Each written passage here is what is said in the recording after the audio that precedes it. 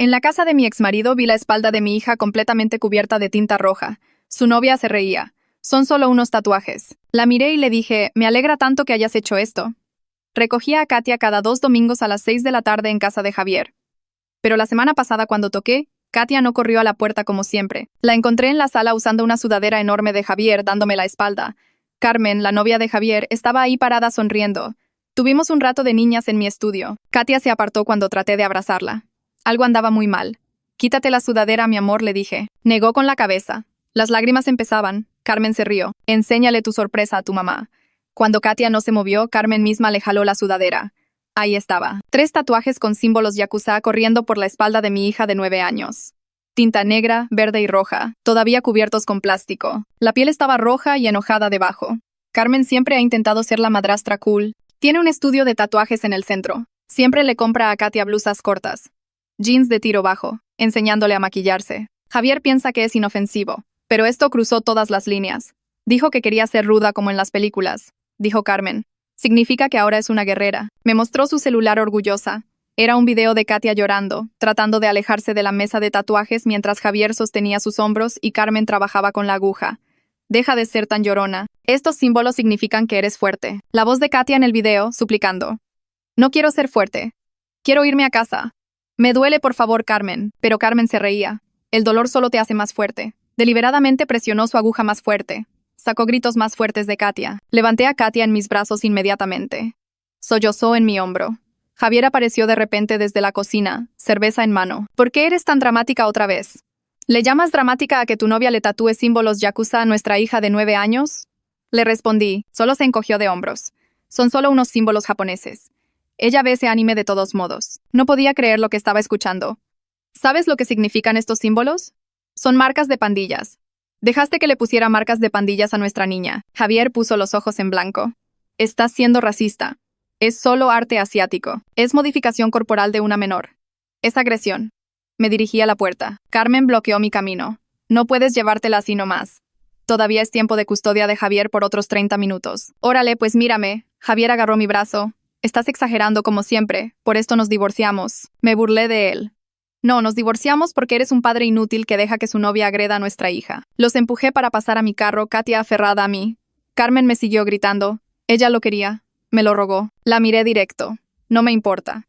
Ah, y por cierto, transformé mi cara en una sonrisa. Me alegra tanto que hayas hecho esto. La cara de Carmen cambió inmediatamente.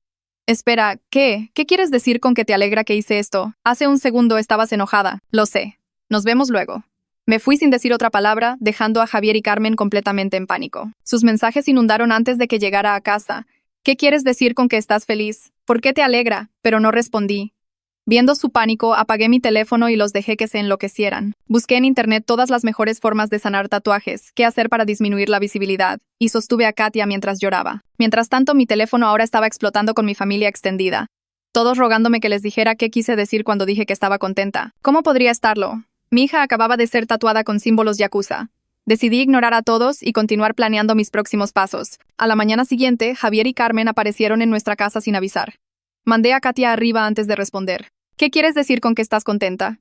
Carmen todavía gritaba. Pasen y les muestro. Eso los dejó a ambos fríos. Como venados frente a las luces, me miraban preguntándose qué tenía dentro de la casa. Les dije que no mentía cuando dije que estaba feliz por los tatuajes y que incluso tenía un regalo especial para agradecerles. Todo lo que tenían que hacer era seguirme a la sala. Me estás asustando, dijo Javier, pero no respondí. Simplemente tomé su mano y lentamente los guié adentro. Pasamos las escaleras, pasamos el recibidor donde Katia y yo guardamos nuestros zapatos, pasamos el baño de abajo donde Katia pasó 4 horas llorando anoche. Mientras más caminábamos, más nerviosos se ponían Javier y Carmen, especialmente cuando escucharon un sonido viniendo de la sala. ¿Está Katia ahí? Puedo disculparme. La voz de Carmen era baja. Un cambio total de la actitud burlona que tenía cuando vi el tatuaje por primera vez. No es Katia, respondí. Es alguien que sí quiere hablar con ustedes.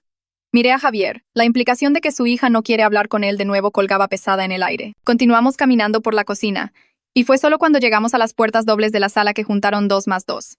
Por favor, no tienes que hacer esto, Carmen comenzó a suplicar. Cerraré mi estudio. Renunciaré a los derechos parentales, agregó Javier. Literalmente juntaron sus manos. Carmen estaba llorando. Lo siento. Lo siento, lo siento. Pero era muy tarde para disculpas. Les dije exactamente eso. Abrí las puertas de la sala y vi sus caras. Era peor de lo que habían imaginado. Lo que vieron fue al detective Bruno Sánchez y a la trabajadora del DIF, Sofía Vega, sentados en mi sofá con carpetas esparcidas en la mesa de centro. La cara de Carmen se puso completamente blanca y realmente jadeó en voz alta, agarrando el brazo de Javier tan fuerte que sus nudillos se pusieron pálidos. Javier dio un paso hacia atrás como si quisiera correr, pero sus piernas no funcionaban bien. Sentí esta ola fría de satisfacción viéndolos darse cuenta de que las disculpas no iban a arreglar esto, que realmente había llamado a las autoridades mientras ellos entraban en pánico por mi comentario críptico. Sánchez se levantó lentamente, su placa sujeta a su cinturón atrapando la luz y su presencia llenó toda la habitación con este peso oficial pesado. Sofía se quedó sentada pero sus ojos estaban agudos, captando cada detalle de las reacciones de Javier y Carmen. Carmen comenzó a sacudir su cabeza de un lado a otro, su boca abriéndose y cerrándose sin que saliera ningún sonido. Javier finalmente encontró su voz y salió toda estrangulada y aguda. El detective se presentó en este tono profesional calmado que de alguna manera hizo que todo se sintiera aún más serio y real. Sofía explicó con su voz amable pero firme que necesitaban entrevistar a Javier y Carmen por separado sobre lo que le pasó a Katia. Y vi las piernas de Carmen realmente tambalearse como si pudiera caerse. Les dije que Katia estaba arriba y no bajaría para esto, y Sofía asintió con esta mirada de aprobación que me hizo sentir que estaba haciendo algo correcto por una vez. Dijo que necesitarían hablar con Katia más tarde usando protocolos apropiados de entrevista infantil en el centro de defensoría. Javier comenzó a protestar, su voz volviéndose más fuerte mientras decía algo sobre sus derechos como padre, pero el detective Sánchez solo lo miró con esta expresión que estaba completamente en blanco, pero de alguna manera hizo que la boca de Javier se cerrara a la mitad de la oración. Sofía preguntó si podía ver brevemente a Katia solo para verificar que estaba segura y no en angustia inmediata ahora mismo. Estuve de acuerdo, pero le dije firmemente que me quedaría con Katia todo el tiempo, y Sofía dijo que eso era realmente preferido y apropiado. Subimos juntas, los zapatos de Sofía haciendo sonidos suaves en la alfombra, y abrí la puerta del cuarto de Katia lentamente. Katia estaba acurrucada en su cama con su conejo de peluche apretado contra su pecho y cuando vio a Sofía se presionó más en las almohadas. Sofía se quedó cerca de la puerta manteniendo su voz gentil y tranquila mientras le preguntaba a Katia si estaba bien y si necesitaba algo ahora mismo. Katia solo negó con la cabeza sin hablar y extendió una mano hacia mí. Me senté en el borde de su cama y ella inmediatamente se agarró de mi brazo y Sofía hizo algunas notas en una libreta pequeña antes de decirle a Katia muy suavemente que ahora estaba segura. Bajamos donde el detective Sánchez ya estaba separando a Javier y Carmen en diferentes habitaciones y podía escuchar la voz de Carmen volviéndose aguda y en pánico desde el comedor. El detective me pidió que fuera a la cocina con él mientras Sofía se quedaba monitoreando a los otros. Sacó su teléfono y me pidió que le mostrara cualquier mensaje que había recibido después de salir de la casa de Javier ayer. Me desplacé por la inundación de mensajes de pánico, captura de pantalla tras captura de pantalla de ellos, rogando saber qué quise decir sobre estar contenta de que esto pasara. Sánchez fotografió cada mensaje cuidadosamente con su teléfono, la cámara haciendo clic una y otra vez. Me pidió describir exactamente lo que vi cuando recogí a Katia y lo guié por cada detalle, incluyendo el video que Carmen me había mostrado orgullosamente en su teléfono. Mi voz se mantuvo firme mientras describía a Katia llorando y tratando de alejarse de la mesa de tatuajes mientras Javier sostenía sus hombros. La expresión de Sánchez no cambió, pero escribió todo en detalle preciso, ocasionalmente haciendo preguntas aclaratorias sobre tiempos o palabras exactas que se dijeron. Sofía entró después de que el detective terminó de tomar mi declaración y explicó que Katia necesitaría un examen médico para documentar las lesiones apropiadamente. Su voz se mantuvo profesional pero amable mientras me decía que estos pasos eran necesarios para construir un caso apropiado y asegurarse de que Katia se mantuviera segura. Sentí mis manos empezar a temblar otra vez. Este temblor que no podía controlar. Pero asentí y pregunté cuándo necesitábamos hacer esto. Sofía dijo que podíamos ir ahora mismo si estaba lista, que ya había llamado a una clínica de urgencias a 2 cuadras. Llevamos a Katia en mi carro y se sentó en el asiento trasero aferrando su conejo y sin decir nada. La doctora en la clínica se especializaba en documentar casos de abuso infantil y fue increíblemente gentil con Katia explicando todo antes de hacerlo. Cuidadosamente levantó la blusa de Katia y fotografió los tatuajes desde múltiples ángulos, el flash de la cámara haciendo que Katia se estremeciera cada vez. La doctora notó la inflamación en su reporte, la forma en que la piel de Katia todavía estaba enojada y roja alrededor de la tinta, y le pidió a Katia señalar dónde le dolía más. La voz de Katia era tan tranquila cuando respondió que la doctora tuvo que inclinarse cerca para escuchar. La doctora nos dio instrucciones detalladas de cuidado posterior para el proceso de curación y escribió una receta para pomada antibiótica para prevenir infección. De regreso en casa después de la visita a la clínica, mandé a Katia arriba a descansar y luego yo misma fotografié su espalda cuidadosamente con mi teléfono. Me aseguré de que las imágenes fueran claras y bien iluminadas, tomando tomas desde diferentes ángulos justo como la doctora había hecho. Mis manos estaban más firmes ahora que tenía una tarea concreta en que enfocarme. Inmediatamente subí copias a 3 cuentas diferentes de almacenamiento en la nube, escribiendo contraseñas y esperando a que las barras de progreso se completaran. Luego me envié las fotos por correo a 2 direcciones de correo diferentes, creando este rastro digital que no podía ser borrado o perdido sin importar qué pasara. La tarea metódica de documentación me ayudó a sentir que estaba haciendo algo real para proteger a mi hija en lugar de solo estar asustada y enojada. Esa tarde mi teléfono sonó con el número de Sofía y explicó que habían redactado un plan de seguridad basado en su evaluación inicial. Katia se quedaría conmigo tiempo completo sin contacto permitido entre Carmen y Katia bajo ninguna circunstancia. Javier podría tener contacto limitado supervisado solamente, y eso estaba pendiente de los resultados de la investigación y cualquier orden judicial que bajara. Sentí esta ola de alivio lavarme, aunque sabía que esto era solo el comienzo de lo que probablemente sería un proceso muy largo. A la mañana siguiente me reuní con la licenciada Amelia Durán en su oficina de abogados en el centro. Una abogada de familia altamente recomendada para casos de custodia que involucraban problemas de seguridad infantil. Se sentó frente a mí en su gran escritorio y escuchó todo sin interrumpir una vez. Y cuando le mostré las fotos y mensajes en mi teléfono, su expresión se puso muy seria y enfocada. Inmediatamente comenzó a redactar papeles para modificación de custodia de emergencia y órdenes de protección, sus dedos volando por su teclado. Su confianza y su plan de acción claro me hicieron sentir menos impotente por primera vez desde que vi esos tatuajes en la espalda de Katia. Amelia trabajó durante la tarde preparando declaraciones juradas detalladas que incluían las fotos médicas, las notas del DIF y una línea de tiempo completa de eventos. Explicó que estaba presentando órdenes de emergencia ex parte que me darían custodia completa temporal y prohibirían a Carmen cualquier contacto con Katia. Firmé todo con manos temblorosas. Mi firma luciendo tambaleante y extraña en los documentos oficiales, esperando que el juez viera qué tan serio era esto y cuánto peligro había corrido Katia. Esa misma tarde mi teléfono sonó con el número del detective Sánchez y respondí en el segundo timbrazo. Me dijo que estaba buscando una orden para registrar el estudio de tatuajes de Carmen por registros, equipo y su teléfono para preservar la evidencia del video. Su voz era firme y profesional, pero podía escuchar algo debajo de ella, como si estuviera personalmente involucrado en asegurarse de que este caso se manejara bien. Le agradecí por tomar la situación de Katia en serio y no tratarla como alguna disputa familiar menor. Me recordó no tener ningún contacto directo con Javier o Carmen en adelante y documentar todo lo que me enviaran. Capturas de pantalla de cada mensaje y buzón de voz. Prometí que lo haría, y colgué sintiendo que las ruedas realmente estaban girando ahora en lugar de solo dar vueltas. Más tarde esa tarde, Amelia me envió un mensaje con instrucciones estrictas de evitar cualquier confrontación directa con Javier o Carmen y mantenerme completamente fuera de redes sociales sobre este caso. Explicó que cualquier cosa que dijera o publicara podría ser usada en mi contra en la corte y necesitaba proteger la integridad de nuestro caso manteniendo mi boca cerrada. Quería gritarles a ambos, publicar todo en línea y dejar que todos vieran lo que le hicieron a Katia, pero sabía que Amelia tenía razón. Tomé una captura de pantalla de su mensaje y lo guardé en una carpeta en mi teléfono llamada recordatorios para poder verlo cuando sintiera la urgencia de atacar. Mi teléfono siguió zumbando toda la tarde con llamadas y mensajes de familiares exigiendo saber qué estaba pasando y por qué no explicaría mi comentario críptico de ayer. Mi tía llamó 3 veces. Mi prima envió una cadena de signos de interrogación. Mi mamá dejó un buzón de voz diciendo que estaba preocupada y confundida. Finalmente envié un mensaje grupal diciendo que había un asunto legal involucrando la seguridad de Katia y no podía discutir detalles ahora mismo. Luego silencié toda la conversación. El límite se sintió bien, aunque sabía que algunos parientes estarían ofendidos y probablemente hablarían de que yo era dramática o reservada. Los mensajes de Javier comenzaron a cambiar del pánico a pura ira alrededor de la medianoche. Me acusó de tratar de alienar a Katia de él y exagerar todo solo para lastimarlo. Dijo que estaba siendo vengativa y usando a Katia como un arma en nuestro divorcio otra vez. No respondí a nada de eso, pero capturé cada mensaje y se los reenvié a Amelia en un largo hilo. Ella respondió en minutos diciendo que su tono hostil realmente ayudaría a nuestro caso y que siguiera documentando todo. Su completa inhabilidad de tomar responsabilidad por lo que pasó era exactamente por qué nos divorciamos en primer lugar. ¿Por qué no podía confiar en él para mantener a Katia segura? 2 días después, llevé a Katia al Centro de Defensoría Infantil para su entrevista forense con una entrevistadora especialmente entrenada. El edificio lucía normal desde afuera, solo una oficina regular con un pequeño patio de juegos visible a través de la cerca. Pero mi estómago se sentía apretado caminando por las puertas. Una mujer con ojos amables y voz suave llevó a Katia a una habitación con juguetes y sillas cómodas mientras yo esperaba en otra habitación al final del pasillo. Me senté ahí por 40 minutos mirando revistas sin leerlas, mi pierna rebotando constantemente.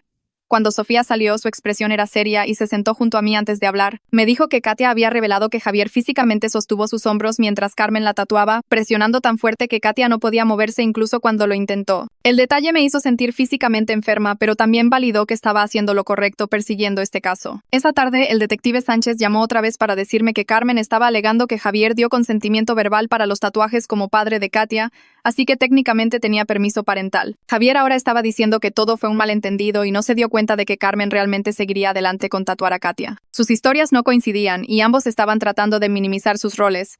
lo cual el detective dijo era típico en estos casos cuando la gente se daba cuenta de que podría enfrentar consecuencias reales. Pregunté si las historias conflictivas ayudaban a nuestro caso y dijo absolutamente que los jurados y jueces podían ver a través de gente tratando de cambiar la culpa. El Departamento de Salud abrió una inspección del estudio de tatuajes de Carmen al día siguiente, para verificar si había estado siguiendo protocolos de verificación de edad y consentimiento. Amelia explicó que esto era separado del caso criminal, pero podría resultar en suspensión o revocación de licencias si encontraban violaciones. Sentí esta satisfacción sombría sabiendo que el negocio de Carmen ahora estaba bajo escrutinio desde múltiples ángulos, que todo su sustento podría derrumbarse porque pensó que era cool tatuar a una niña de 9 años. Me reuní con la consejera escolar de Katia 2 días después para explicar la situación en términos generales sin entrar en detalles gráficos. Nos sentamos en su pequeña oficina rodeadas de pósters motivacionales y ella escuchó cuidadosamente mientras tomaba notas. Acordamos un plan para dejar que Katia usara ropa suelta cómoda en lugar de los uniformes regulares que podrían rozar contra sus tatuajes sanando y causar irritación. La consejera prometió estar atenta a cualquier señal de que Katia estuviera luchando emocionalmente y contactarme inmediatamente si surgían preocupaciones. 3 días después de nuestra presentación de emergencia, el abogado de Javier presentó una contrademanda alegando que yo era inestable y participando en alienación parental manteniendo a Katia alejada de él. Leer sus acusaciones hizo hervir mi sangre viendo cómo torcía todo para hacerme ver como el problema en lugar de tomar responsabilidad.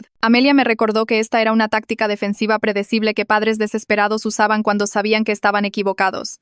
Ya estaba preparando nuestra respuesta con toda la evidencia que habíamos reunido. Las fotos médicas y reportes del DIF y declaraciones de testigos. Esa tarde Amelia pasó 2 horas preparándome para testimonio en corte en su oficina.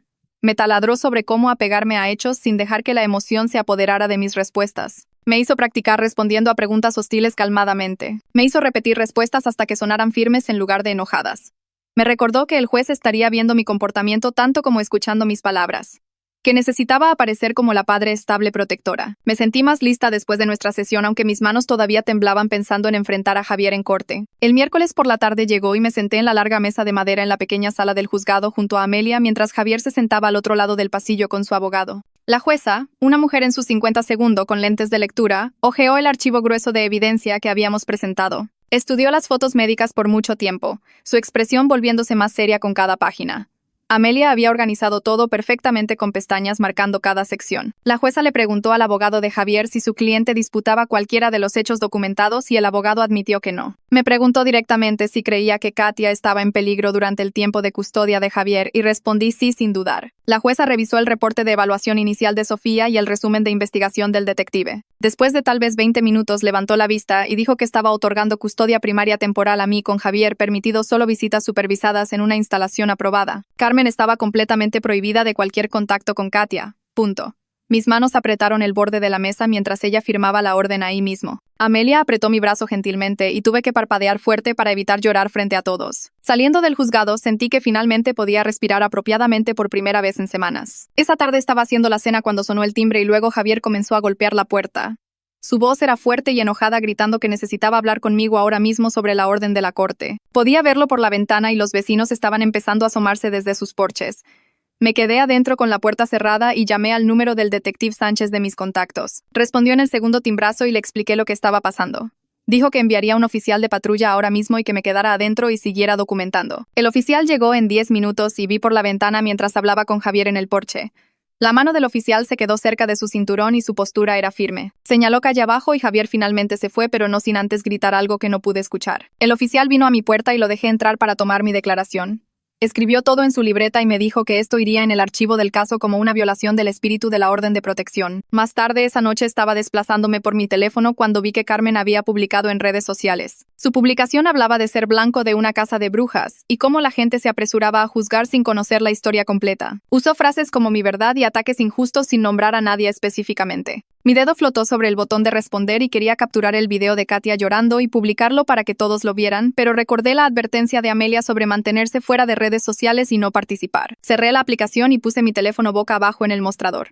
Dejé que Carmen cavara su propio hoyo mientras yo me enfocaba en mantener a Katia segura. A la mañana siguiente, Sofía tocó nuestra puerta para su visita domiciliaria programada. Caminó por nuestra casa con un portapapeles mirando todo con ojos profesionales. Revisó que Katia tuviera su propia recámara con sábanas limpias y sus animales de peluche arreglados en la cama. Abrió nuestro refrigerador y despensa para ver que teníamos comida apropiada. Preguntó sobre mi horario de trabajo y cómo manejaba el cuidado infantil cuando estaba en la oficina. Quería saber la rutina diaria de Katia desde despertar hasta hora de dormir. Al final se sentó en nuestra mesa de cocina y me dijo que todo lucía estable y apropiado. Dijo que podía ver que Katia se sentía segura aquí y que yo estaba proveyendo un buen ambiente de hogar. La validación hizo que mis hombros se relajaran un poco. 2 días después llevé a Katia a su primera cita con el psicólogo infantil que Sofía había recomendado, el Dr. Luis Torres. Su oficina estaba en un edificio tranquilo con una sala de espera llena de juguetes y libros. El Dr. Torres salió a conocernos y tenía una voz gentil y sonrisa cálida. Le explicó a Katia que trabajarían juntos para ayudarla a sentirse mejor sobre lo que pasó. Katia se quedó cerca de mí al principio apenas mirándolo, pero él fue paciente y no presionó. Le mostró su oficina que tenía materiales de arte y una bandeja de arena y sillas cómodas. Para el final de la hora, Katia estaba hablando un poquito respondiendo sus preguntas en palabras tranquilas. Me dio tareas sobre cómo apoyar su sanación en casa. Cosas como validar sus sentimientos y mantener rutinas predecibles. El detective Sánchez me llamó esa tarde mientras recogía a Katia de la escuela. Me dijo que habían ejecutado la orden de registro en el estudio de tatuajes de Carmen esa mañana mientras ella estaba ahí con clientes. Oficiales habían confiscado sus libros de registros, formas de consentimiento y archivos de computadora. Dijo que no encontraron documentación alguna para Katia, sin formas de consentimiento de menor ni papeles de permiso parental apropiados. La falta de papeles fortaleció el caso de que Carmen sabía exactamente que lo que estaba haciendo estaba mal. Le agradecí la actualización y sentí esta satisfacción fría sabiendo que la evidencia seguía construyéndose. Al día siguiente, Amelia llamó para decirme que el Departamento de Salud había enviado a Carmen un aviso sobre una audiencia administrativa. La habían citado por múltiples violaciones, incluyendo mal mantenimiento de registros y falla en verificar edad y consentimiento apropiadamente. El aviso imponía demandas inmediatas de que arreglara sus procedimientos de inmediato o enfrentaría suspensión de licencia. Amelia había conseguido una copia de cortesía ya que se relacionaba con nuestro caso. Sentí que el sistema realmente estaba funcionando por una vez. Como todas estas diferentes agencias estaban haciendo a Carmen responsable desde cada ángulo. Esa tarde mi hermana llamó por tercera vez esa semana para darme sus opiniones sobre cómo debería manejar a Javier. Pensaba que estaba siendo muy dura y que Katia necesitaba a su padre en su vida. Finalmente le dije firmemente que tenía una abogada y un plan y necesitaba que o me apoyara callada o se hiciera completamente a un lado. Se sintió herida y dijo que solo estaba tratando de ayudar. Le dije que lo sabía, pero necesitaba menos consejos y más confianza ahora mismo. Aceptó parar, pero podía escuchar en su voz que estaba molesta. Después de colgar me sentí más ligera. Como poner ese límite había levantado peso de mis hombros. La primera visita supervisada fue programada para el sábado en un centro de visitación neutral al otro lado de la ciudad. Katia lo temió toda la semana, poniéndose callada cuando lo mencionaba. El Dr. Torres la ayudó a practicar qué decir si se sentía incómoda durante la visita. Le enseñó una palabra código piña que podría usar para señalarle al supervisor que necesitaba que la visita terminara de inmediato. Empaqué su conejo de peluche favorito en una bolsa pequeña y le recordé una y otra vez que estaba segura y yo estaría afuera en la sala de espera todo el tiempo. El sábado por la mañana manejamos al centro de visitación y conocimos a Rosa, la supervisora designada por la corte. Tenía ojos amables pero una manera seria. Explicó las reglas a Katia sobre la palabra código y le mostró la ventana de observación donde yo estaría viendo. La visita en sí fue difícil de ver a través de esa ventana. Javier intentó actuar como si todo fuera normal, preguntando a Katia sobre la escuela y sus amigos. Pero seguía diciendo cosas como Carmen cometió un error y todos solo necesitaban seguir adelante ahora. Katia se sentó con sus brazos cruzados apretados contra su pecho y apenas habló. Dio respuestas de una palabra y no lo miraba. Rosa se sentó en la esquina tomando notas detalladas en su tableta sobre todo lo que Javier decía y cómo Katia respondía. Podía ver el lenguaje corporal de Katia volviéndose más cerrado mientras Javier seguía tratando de minimizar lo que había pasado en lugar de realmente disculparse. Después de 20 minutos, Javier se levantó y caminó hacia la puerta. La visita terminando temprano porque Katia se negó a participar. Agarré mi bolsa y me dirigí al vestíbulo a recogerla, viendo a través del vidrio mientras Rosa escribía notas en su tableta. Fue entonces cuando un sedán plateado se estacionó en el estacionamiento afuera. Mi estómago cayó. Carmen salió del asiento del conductor y comenzó a caminar hacia la entrada del edificio. Rosa notó inmediatamente a través de las ventanas frontales y se movió rápido empujando por la puerta antes de que Carmen pudiera alcanzarla. Me presioné más cerca del vidrio para escuchar. Rosa levantó una mano y su voz se escuchó a través de la puerta. La orden de protección prohibía cualquier contacto con Katia o presencia en ubicaciones designadas. La cara de Carmen se desmoronó y comenzó a llorar, sus manos extendiéndose. Solo quería disculparse. Seguía diciendo. Necesitaba que Katia supiera que lo sentía. Rosa se paró entre Carmen y el edificio bloqueando físicamente la entrada. Necesitaba irse ahora o la policía sería llamada por violar una orden judicial. Carmen retrocedió hacia su carro pero seguía gritando a través del estacionamiento sobre cómo nunca quiso lastimar a nadie y esto no era justo. Jalé a Katia cerca de mi lado mientras veíamos por la ventana sintiendo su cuerpo tensarse contra mí. Rosa se mantuvo firme hasta que Carmen finalmente entró a su carro y se fue. De regreso adentro, Rosa inmediatamente sacó su tableta y comenzó a escribir un reporte de incidente. Explicó que esto iría directamente a la corte y nuestras abogadas documentando que Carmen no podía respetar límites básicos incluso cuando legalmente se le ordenaba. Le agradecí y llevé a Katia al carro tan rápido como fue posible. 3 días después, el detective Sánchez llamó y me pidió que fuera a la estación. Arreglé que mi hermana cuidara a Katia y manejé al centro para encontrarme con él en una pequeña sala de conferencias. Tenía carpetas esparcidas por la mesa y una expresión seria. Me guió por los cargos que estaba recomendando al fiscal del distrito. Poner en peligro el bienestar de un niño era el cargo principal basado en que Carmen tatuó a una menor sin consentimiento apropiado y causando daño físico. Tatuaje ilegal de menor era una violación específica de estatuto en nuestro estado. Agresión como delito menor cubría el dolor físico y lesión que Katia experimentó. Fue cuidadoso al explicar que estas eran recomendaciones, no garantías, y el fiscal haría la decisión final de cargos. Pero su tono sugería que creía que la evidencia era suficientemente fuerte para proseguir. Sentí esta ola de alivio lavarme sabiendo que consecuencias reales podrían realmente pasar. Al mismo tiempo, el agotamiento me golpeó fuerte. El peso de todo por lo que habíamos pasado asentándose en mis hombros. El detective Sánchez notó y empujó una caja de pañuelos a través de la mesa. Me dijo que el proceso tomaría tiempo, pero tenían documentación sólida y declaraciones de testigos. Asentí y limpié mis ojos tratando de recomponerme. A la tarde siguiente, Amelia me llamó a su oficina para discutir nuestras opciones legales más allá del caso de custodia. Tenía hojas de cálculo impresas con costos detallados, gastos médicos de la visita de urgencias y citas de seguimiento, costos de terapia para el tratamiento continuo de Katia con el Dr. Torres, gastos proyectados para futuros procedimientos de remoción de tatuajes que requerirían múltiples sesiones durante varios años. Propuso presentar una demanda civil limitada contra Carmen y potencialmente Javier para recuperar estos costos. Me senté ahí mirando los números, sintiéndome conflictuada. Parte de mí quería hacerlos pagar por cada cosa, golpearlos donde dolía financieramente de la forma en que habían lastimado a Katia. Pero otra parte de mí solo quería que toda esta pesadilla terminara, para que pudiéramos seguir adelante con nuestras vidas. Amelia debió haber visto la lucha en mi cara porque se reclinó en su silla y me dijo que no necesitaba decidir inmediatamente. Podíamos esperar y ver cómo progresaba el caso criminal primero, luego tomar decisiones sobre acción civil. Eso se sintió mejor, como que tenía tiempo para pensar sin presión.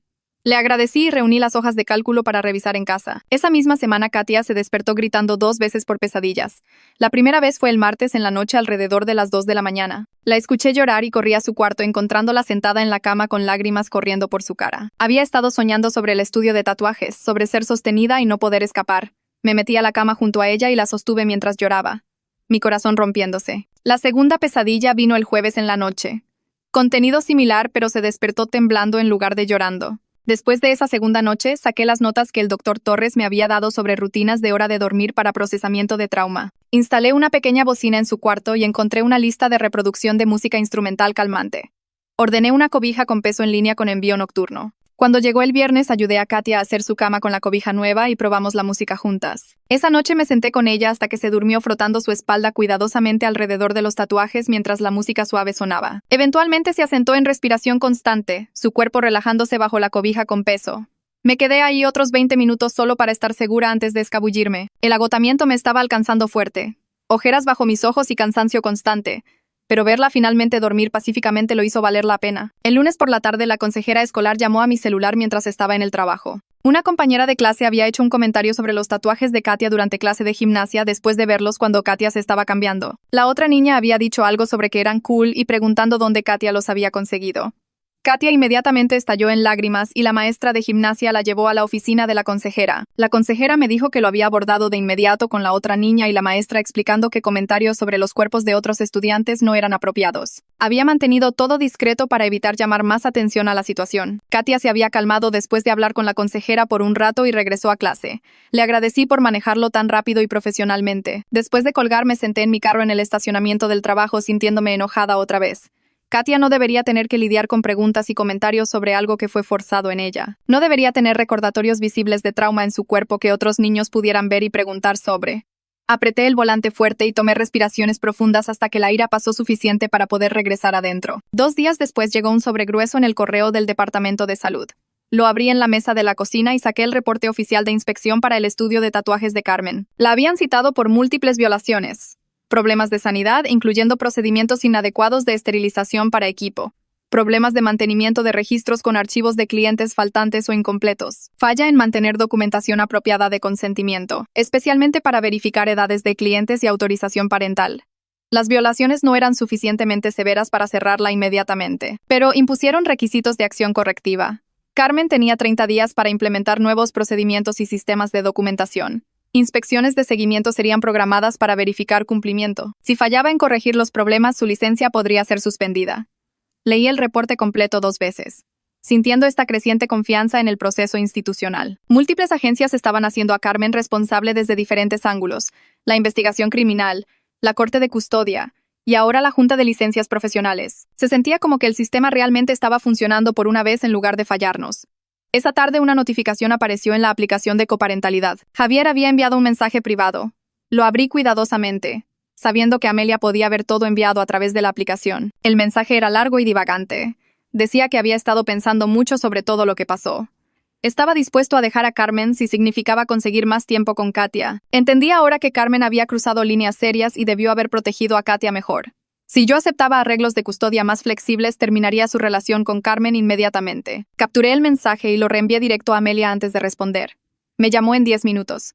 Su voz era firme mientras explicaba que esto era manipulación clásica. Estaba tratando de negociar custodia basada en sus elecciones de relación usando a Carmen como moneda de cambio.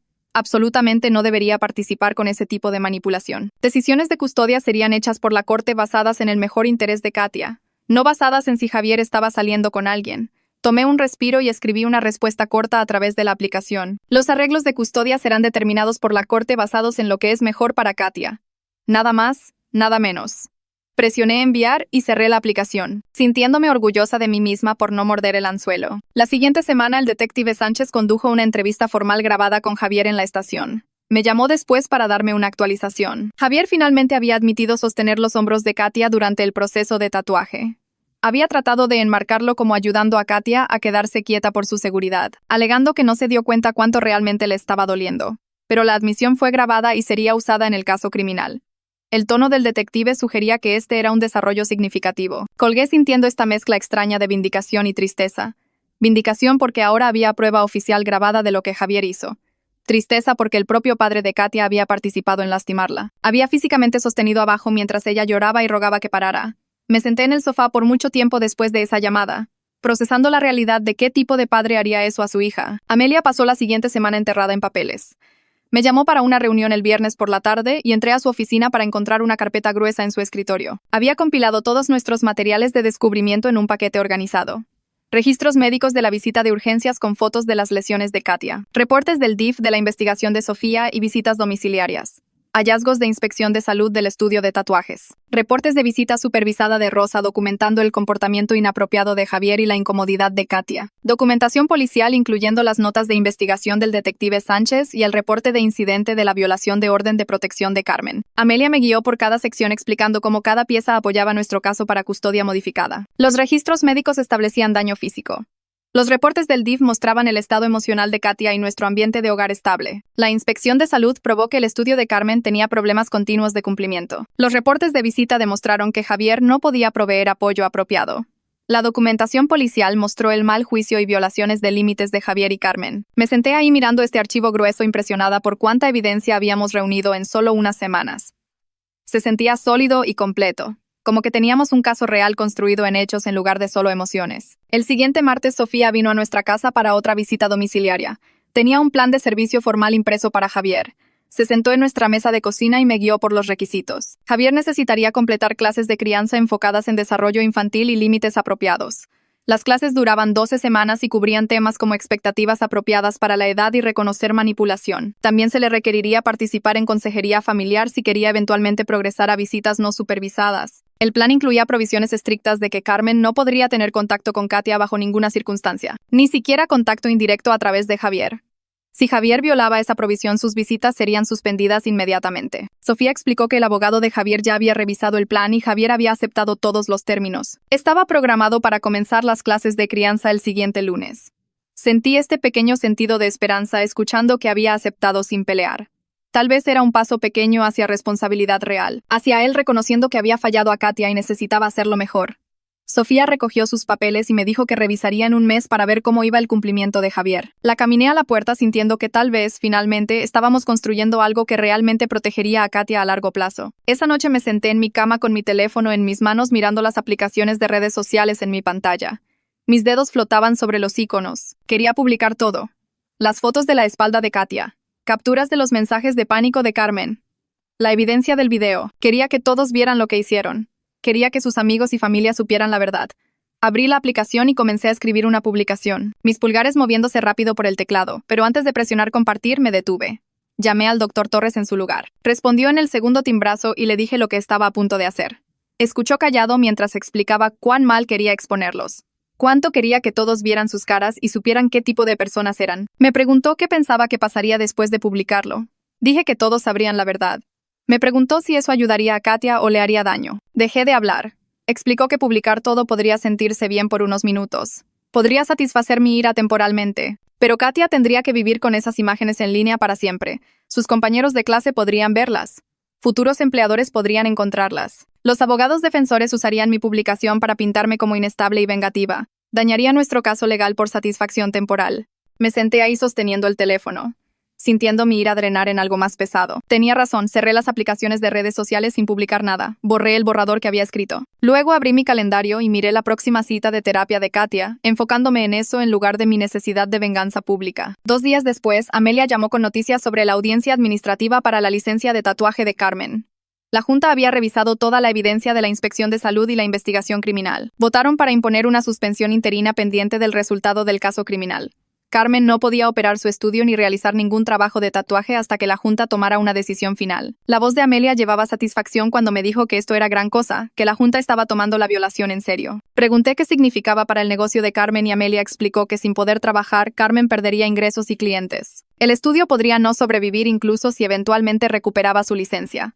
Sentí un pequeño sentido de justicia escuchando eso. No porque quisiera destruir su negocio por despecho, sino porque necesitaba haber consecuencias reales por lo que le hizo a Katia. Esa misma tarde, mi teléfono zumbó con un mensaje de texto largo de Carmen.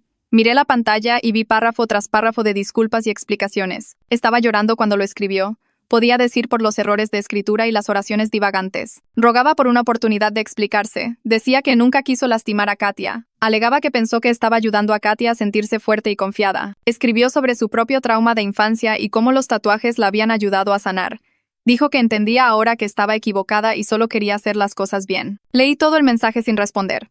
Parte de mí tenía curiosidad qué excusas haría, qué justificación podría posiblemente ofrecer, pero no respondí. En su lugar, reenvié el texto completo a Amelia con una nota diciendo que Carmen me había contactado directamente. En 1 hora, Amelia envió una carta formal de cese y desistimiento al abogado de Carmen, exigiendo que todo contacto pasara por canales legales. Me dijo que el límite era necesario para proteger nuestro caso y mi paz mental. Acepté, aunque una parte pequeña de mí se preguntaba qué más Carmen podría haber dicho si la hubiera dejado seguir hablando. El siguiente jueves fue el show de talento de la escuela de Katia. Javier tenía permitido asistir bajo los términos de la orden de protección, pero tenía que mantenerse al menos 20 metros lejos de nosotras en todo momento. Me senté en la tercera fila con Katia junto a mí, viéndola juguetear con su programa. Al otro lado de la sala, cerca de la pared trasera, Javier estaba solo. Otros padres charlaban en pequeños grupos alrededor del auditorio, riendo y tomando fotos de sus hijos en el escenario, pero nadie estaba cerca de Javier. Lucía miserable ahí parado solo, sus hombros encorvados y sus manos metidas en sus bolsillos. Lo vi por unos minutos entre presentaciones. Seguía mirando hacia nosotras, luego mirando lejos cuando veía que yo lo estaba viendo. Sentí esta mezcla complicada de sentimientos sentada ahí.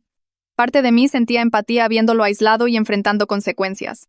Lucía genuinamente infeliz, como si entendiera que había metido la pata mal. Pero otra parte de mí se mantenía enojada, recordando cómo sostuvo los hombros de Katia mientras ella gritaba y rogaba.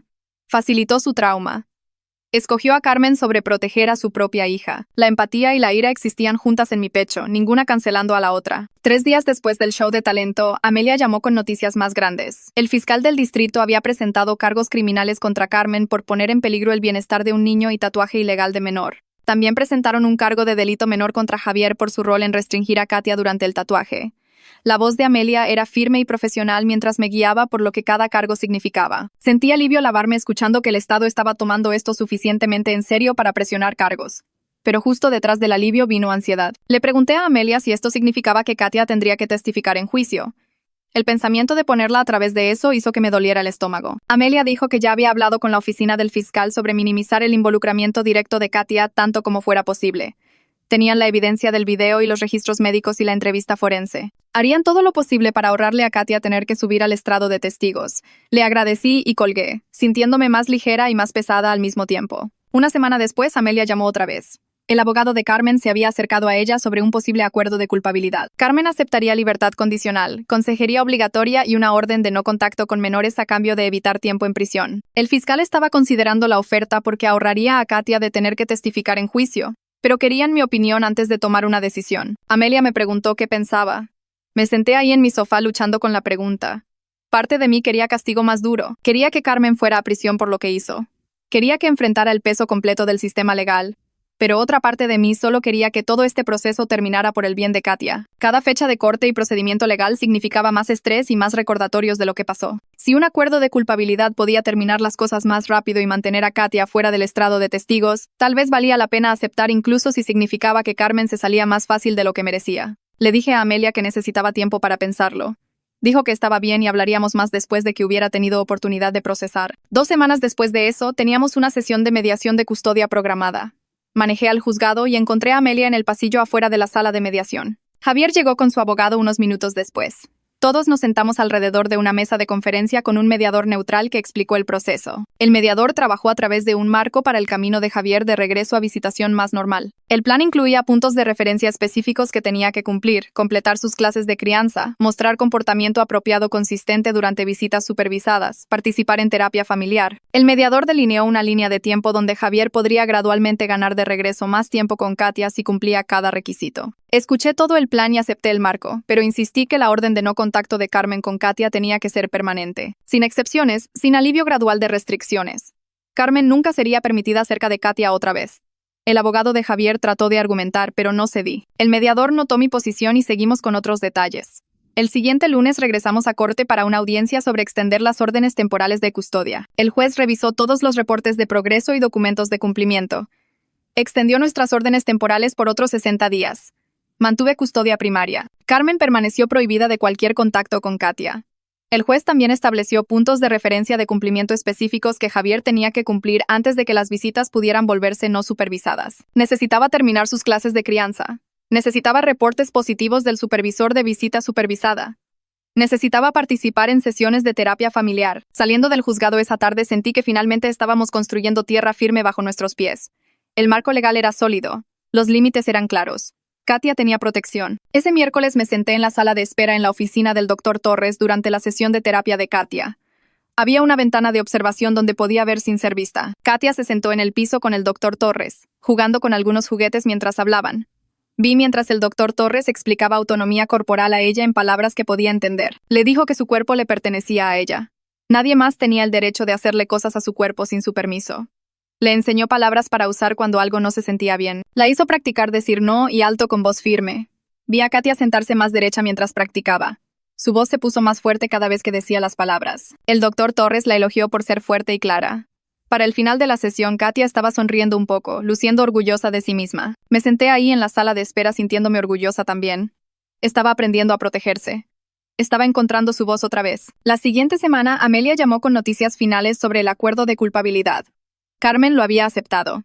Se declaró culpable de todos los cargos a cambio de 2 años de libertad condicional, horas de servicio comunitario, consejería obligatoria y una orden formal de no contacto, prohibiéndole estar cerca de cualquier niño menor de edad. Su suspensión de licencia de tatuaje sería extendida para coincidir con su periodo de libertad condicional. Amelia me guió por todos los términos y preguntó cómo me sentía al respecto. Me senté ahí tratando de ordenar mis sentimientos. Parte de mí todavía quería consecuencias más duras. Quería que Carmen enfrentara tiempo en prisión por lo que hizo, pero otra parte de mí se sintió aliviada de que Katia no tendría que testificar. El proceso podía terminar ahora en lugar de arrastrarse por meses a través de un juicio. Carmen tendría antecedentes penales. No podía trabajar con niños. Su negocio estaba esencialmente acabado. Esas eran consecuencias reales incluso si no eran tan severas como yo había querido. Le dije a Amelia que la resolución se sentía agridulce, pero podía aceptarla. Dijo que esa era una forma saludable de verlo y seguiríamos adelante desde aquí. Durante las siguientes semanas, Javier realmente cumplió con sus requisitos de clase de crianza. Recibí actualizaciones de Rosa después de cada visita supervisada y reportó cambios pequeños pero reales en cómo actuaba alrededor de Katia. Dejó de poner excusas sobre lo que pasó. Dejó de decir cosas como fue solo un error o todos exageraron. Durante una visita le dijo a Rosa directamente que la regó muy mal y debió haber protegido a Katia en lugar de sostenerla. Rosa escribió todo esto en sus reportes y envió copias a mí y a la corte. Leí a través de ellos cuidadosamente, buscando señales de que solo estaba diciendo lo que la gente quería escuchar, pero la consistencia a través de múltiples visitas me hizo pensar que tal vez realmente lo estaba entendiendo. Me mantuve cautelosa. Las palabras eran fáciles. Las acciones a través del tiempo probarían si realmente cambió. Aún así, aprecié que estuviera participando en lugar de pelear todo el proceso. Eso era más de lo que esperaba de él honestamente. Me reuní con Amelia en su oficina para presentar la demanda civil contra Carmen y Javier. Nos sentamos en su mesa de conferencia con todos los recibos y facturas esparcidos frente a nosotras. Cuentas médicas de la visita de urgencias. Costos de terapia de las sesiones con el doctor Torres. Recetas para la pomada antibiótica. Estimados para futuros procedimientos de remoción de tatuajes. Amelia escribió todo en su laptop mientras yo organizaba los papeles en pilas ordenadas. Explicó que estábamos manteniendo la demanda enfocada en daños reales, costos reales que podíamos probar con documentación, sin cantidades punitivas enormes que podrían hacer a un juez escéptico, solo el dinero que gastamos y necesitaríamos gastar para ayudar a Katia a sanar. El total llegó a varios miles de pesos ya con decenas de miles proyectados para los procedimientos de remoción durante los próximos años. Amelia presentó el papeleo electrónicamente esa tarde. 2 días después, el abogado de Javier envió un mensaje a través de Amelia diciendo que Javier no pelearía costos médicos razonables. Eso me sorprendió. Esperaba que argumentara sobre cada peso. Tal vez las clases de crianza realmente estaban calando. La cita con el dermatólogo pasó un jueves por la tarde. Saqué a Katia de la escuela temprano y manejamos al centro médico al otro lado de la ciudad. La sala de espera tenía fotos de antes y después de remociones de tatuajes en las paredes. Katia se sentó cerca de mí, su mano apretando la mía fuerte. La doctora era una mujer de mediana edad con ojos amables que se especializaba en procedimientos de remoción láser. Examinó la espalda de Katia cuidadosamente, tomando medidas y fotos. Luego se sentó con nosotras y explicó todo el proceso. Los tatuajes podían ser removidos, pero tomaría múltiples sesiones esparcidas durante varios años. Cada sesión dolería, algo como recibir el tatuaje pero al revés. La tinta negra se desvanecería más rápido. La verde y roja tomarían más tiempo. Incluso después de todos los tratamientos podría haber algunas sombras tenues que quedarían. El costo sería caro, probablemente 300 a 400 mil pesos en total. El seguro no lo cubriría ya que era cosmético. Katia escuchó todo esto con una expresión seria. Después preguntó si esperar hasta que fuera mayor lo haría más fácil. La doctora dijo que sí, su piel lo manejaría mejor como adolescente. Hice notas en mi teléfono sobre todo, agregando los costos proyectados a nuestra hoja de cálculo de demandas civiles. Las implicaciones a largo plazo se sintieron abrumadoras. Esto no era algo que simplemente desaparecería. Katia cargaría estas marcas y el proceso de removerlas por años. El detective Sánchez me llamó el siguiente lunes. La investigación criminal estaba oficialmente cerrada ahora que los cargos fueron presentados y acuerdos de culpabilidad aceptados. Me agradeció por ser cooperativa durante todo el proceso y mantener buena documentación. Luego me habló sobre Yolanda García, una defensora de víctimas que trabajaba con familias lidiando con casos de abuso infantil. Me dio su información de contacto y dijo que podía ayudar a conectarnos con grupos de apoyo y recursos para sanación a largo plazo. Le agradecí por tomar el caso de Katia en serio. Mucha gente podría haber ignorado esto como una disputa de custodia o exageración, pero él lo trató como la agresión que fue. Me dijo que tenía hijas él mismo y no podía imaginar a alguien haciéndoles esto. Nos despedimos y guardé el número de Yolanda en mi teléfono. Más tarde esa semana la llamé y establecimos una reunión. Me envió enlaces a grupos de apoyo para padres de niños abusados e información sobre técnicas de crianza informada en trauma. Tener estos recursos me hizo sentir menos sola en descubrir cómo ayudar a Katia a sanar. Sofía apareció para la revisión trimestral del DIF un miércoles por la mañana. Se sentó en mi sala con su carpeta de notas y revisó su lista de verificación. ¿Cómo le iba a Katia en la escuela? ¿Estaba asistiendo a terapia regularmente? ¿Las visitas supervisadas estaban pasando según lo programado? ¿Nuestro ambiente de hogar era estable? Respondí cada pregunta y le mostré la boleta de calificaciones reciente de Katia y el calendario donde rastreaba todas sus citas. Sofía revisó todo cuidadosamente. Luego me dijo su recomendación. El cumplimiento de Javier había sido decente en general. Completó su primera ronda de clases de crianza. Los reportes de visita supervisada mostraban mejora en su comportamiento. Recomendaría visitación supervisada continua hasta que terminara sus requisitos completos de programa, sin tiempo no supervisado todavía. La estructura se sintió correcta para mí. Le dio a Javier un camino claro hacia adelante si seguía trabajando en sí mismo, pero también mantenía a Katia protegida mientras él probaba que podía mantener los cambios. Antes de que Sofía se fuera, me dijo que había hecho un trabajo excelente defendiendo a Katia mientras trabajaba dentro del sistema. Eso significó mucho viniendo de alguien que veía cientos de casos. No era perfecta, pero estaba tratando mi mejor esfuerzo de hacer lo correcto por mi hija. Amelia sugirió que cambiáramos a una aplicación de coparentalidad para toda comunicación con Javier. Me envió el enlace de descarga y me ayudó a configurar mi cuenta. La aplicación documentaba cada mensaje con marcas de tiempo y prevenía que alguien borrara conversaciones. También tenía filtros incorporados que marcaban lenguaje hostil o inapropiado. En un día de cambiar, el bombardeo constante de mensajes enojados de Javier paró completamente. En su lugar, recibí mensajes breves y fácticos a través de la aplicación. Tiempo de visita confirmado para sábado a las 2. Katia dejó su chamarra en el centro. ¿Puedes traer su inhalador a la próxima visita? Solo logística simple sobre las necesidades de Katia y el horario. Sin acusaciones. Sin ataques defensivos. Sin intentos de repasar el pasado. La reducción en conflicto hizo la vida diaria notablemente más calmada. Podía revisar la aplicación 1 o 2 veces al día en lugar de tener mi teléfono explotando constantemente. Removió tanto estrés de la situación. Katia tenía terapia cada martes por la tarde. Usualmente me sentaba en la sala de espera, pero a veces el doctor Torres me dejaba observar a través de la ventana de un solo lado. Esta sesión particular, Katia estaba hablando sobre el día que recibió los tatuajes. Le dijo al doctor Torres que recordaba sentirse asustada cuando Javier sostuvo sus hombros. Sus manos eran pesadas sobre ella y no podía moverse. Trató de retorcerse lejos, pero él la sostuvo quieta. Carmen seguía diciéndole que dejara de ser llorona. La voz de Katia se puso más tranquila mientras hablaba de ello. Me senté ahí en el cuarto de observación escuchando a mi hija describir a su padre restringiéndola mientras su novia le hacía daño. Mis manos se apretaron en puños. Mi mandíbula se tensó, pero me quedé callada y quieta. No irrumpí en el cuarto, ni comencé a llorar, ni dejé que mi enojo se mostrara. Después de que la sesión terminó, el doctor Torres salió a hablar conmigo. Dijo que mi presencia firme durante estas revelaciones estaba ayudando a Katia a sentirse suficientemente segura para procesar lo que pasó. Necesitaba saber que podía compartir estos recuerdos difíciles sin que yo me desmoronara. Estaba aprendiendo a sostener espacio para su dolor sin dejar que mi propia rabia se apoderara. No era fácil. Cada detalle me hacía querer gritar, pero Katia me necesitaba como su ancla. No otra tormenta que tuviera que capear. 3 semanas después de presentar la demanda civil, Amelia llamó con noticias sobre una oferta de acuerdo. La compañía de seguros de Carmen quería resolver en lugar de ir a juicio. Cubrirían todos los gastos médicos y de terapia de Katia. Pagarían una porción significativa de los costos proyectados de remoción de tatuajes, alrededor de 240,000 pesos. Como parte de los términos del acuerdo, el estudio de tatuajes de Carmen cerraría permanentemente. Su licencia de negocio sería rendida. Amelia me guió por la oferta cuidadosamente. No era todo lo que pedimos, pero era sustancial. Más importante, significaba que Katia no tendría que testificar o revivir el trauma en corte. Pensé en ello por un día, lo hablé con mi hermana, recé sobre ello. Luego le dije a Amelia que aceptara el acuerdo. El dinero levantaría una carga financiera enorme. Saber que el estudio de Carmen estaba cerrando me dio algo de satisfacción. No podría lastimar a otro niño de la forma en que lastimó a Katia. Los papeles de acuerdo llegaron por mensajería 2 días después. Los firmé y los envié de regreso.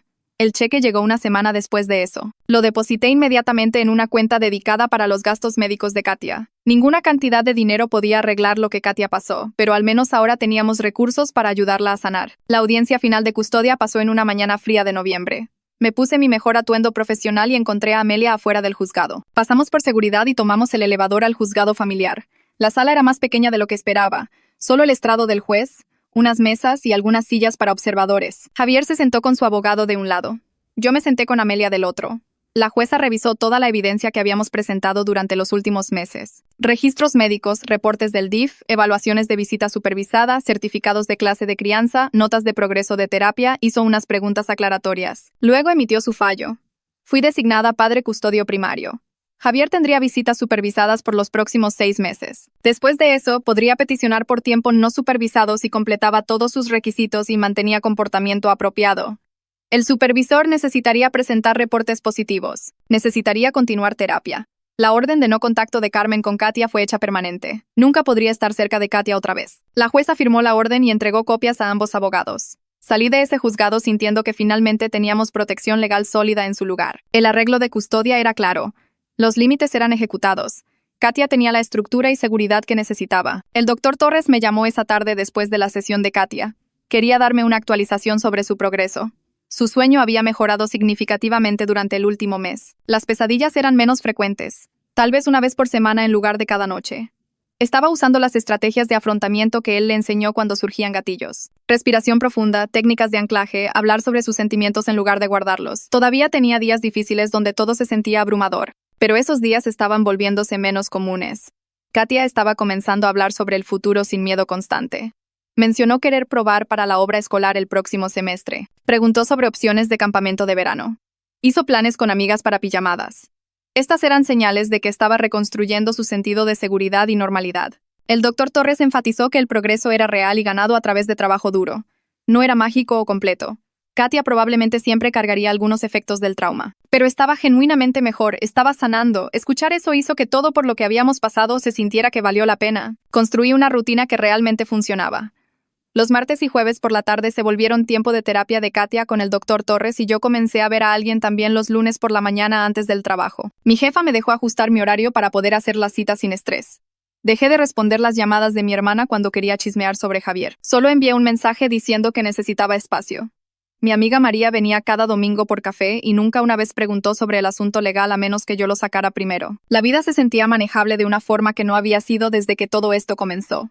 Podía pasar un día completo de trabajo sin que mi teléfono explotara. Katia podía ir a la escuela sin que yo me preocupara constantemente sobre qué podría pasar. Teníamos reglas claras y todos sabían qué esperar. 3 semanas después, el doctor Torres llamó para decirme que Javier había presentado una carta de disculpa como parte de su tarea de terapia. Llegó a través de la oficina del doctor Torres como se suponía, respetando el límite sobre no contacto directo con Katia fuera de visitas supervisadas. El doctor Torres preguntó si quería revisarla primero, pero le dije que lo manejara con Katia privadamente, ya que era realmente para ella. Se reunió con Katia al día siguiente y explicó qué era la carta. Ella lo escuchó describirla y luego dijo que no estaba lista para leerla todavía. El doctor Torres me dijo que parecía calmada sobre la decisión, no molesta o enojada, solo clara de que necesitaba más tiempo. Respetó su elección completamente y le dijo que la carta estaría ahí cuando se sintiera lista. Programaron una reunión de revisión para 2 meses después. Después de que Javier terminara su programa completo, Katia parecía estar bien con tener esa línea de tiempo, sabiendo que había un plan, pero sin presión. Cada noche antes de dormir, ayudaba a Katia a aplicar la pomada curativa a sus tatuajes.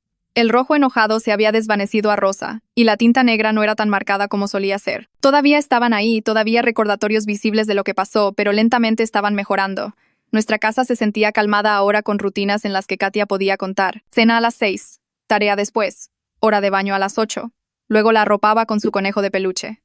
Se dormía pacíficamente la mayoría de las noches sin las pesadillas que solían despertarla gritando. Me senté en el borde de su cama viéndola respirar lenta y uniformemente, sintiéndome agradecida de que lo logramos a través de la peor parte, y construimos algo estable y seguro del otro lado. Esa es la historia completa y la lección envuelta juntas. Me encanta cuando una historia simple se convierte en algo de lo que realmente podemos aprender. Si te dio una idea nueva o un poco de motivación, eso es todo lo que importa. Suscríbete para que nunca te pierdas la siguiente.